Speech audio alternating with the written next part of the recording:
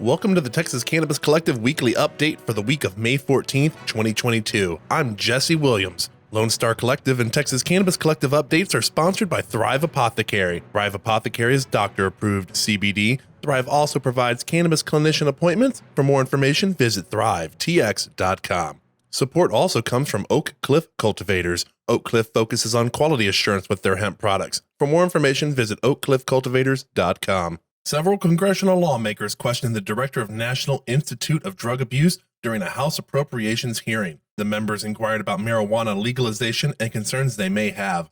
In the midst of doing so, it appears that even those opposed to legalization view the reform as inevitable. Dr. Volkow was asked questions regarding marijuana as a cancer treatment, problems focused on with respect to cannabis legalization, and the impacts of removing the criminal restrictions on items such as marijuana. Volkow noted at the hearing that as an adult use has gone up over time, increasingly so during the pandemic, but that they were surprised that even federal surveys showed that underage use has remained stable.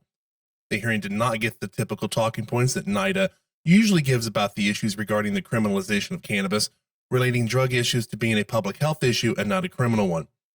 I think it is a unique opportunity that we have to understand how the different policies implemented by the states affect the outcomes in children, adolescents, and adults, Volkow said. And in these cases, we know, for example, that policy implementation as it relates to cannabis has significantly impacted the adverse effects of cannabis utilization. Recent financial reports showed that licensed marijuana sales in 2021 eclipsed the coffee giant Starbucks. The cannabis industry has beaten the coffee giant by a 1/3 margin according to the MJ Biz Fact Book. Starbucks North America revenue grew 25% for the 2021 fiscal year, but the cannabis industry saw its sales climb 30% last year. Coffee can be sold in 50 states while marijuana has only been legalized in 39 plus DC. This comparison shows that the potential for marijuana sales in the U.S. has plenty of room to grow, along with showing that the industry has plenty of economic drive left in it. It is unlikely that medical sales drove all of this growth, as the nation saw an increase in other vices during 2021. Cigarette sales went on an increase, something that had not been seen for 20 years.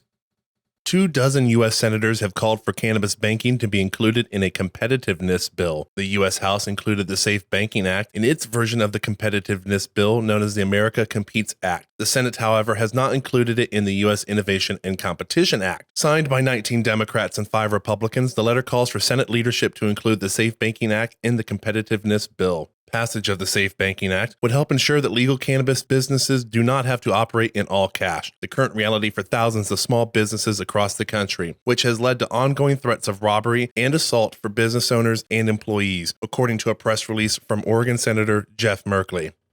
A Colorado CBD maker is facing a lawsuit over a wage theft complaint. Melissa Gamboa alleges in the lawsuit that Kiss Nutraceuticals engaged in wage theft when they abstained from paying overtime to employees. Gamboa argues that owners Cole Evans and Grant Dean paid hourly workers non-payroll checks in order to obscure the fact that they were refusing to pay their employees overtime wages. The filing states that employees were hourly paid employees that regularly worked past 40 hours a week and at times 12 hours a day. Colorado minimum wage laws require overtime pay for any time worked past 12 hours in a workday. The filing notes that defendants subjected all their hourly employees to the same policy and practice of failing to pay overtime wages for overtime hours worked. The issue is noted to be possibly affecting up to 300 employees within the company. In addition to Colorado, the CBD company has manufacturing operations in Massachusetts, Oklahoma, and Texas. I'm Jesse Williams, and that does it for this week of Cannabis Review News. To stay up to date, visit txcanico.com or just search for Texas Cannabis Collective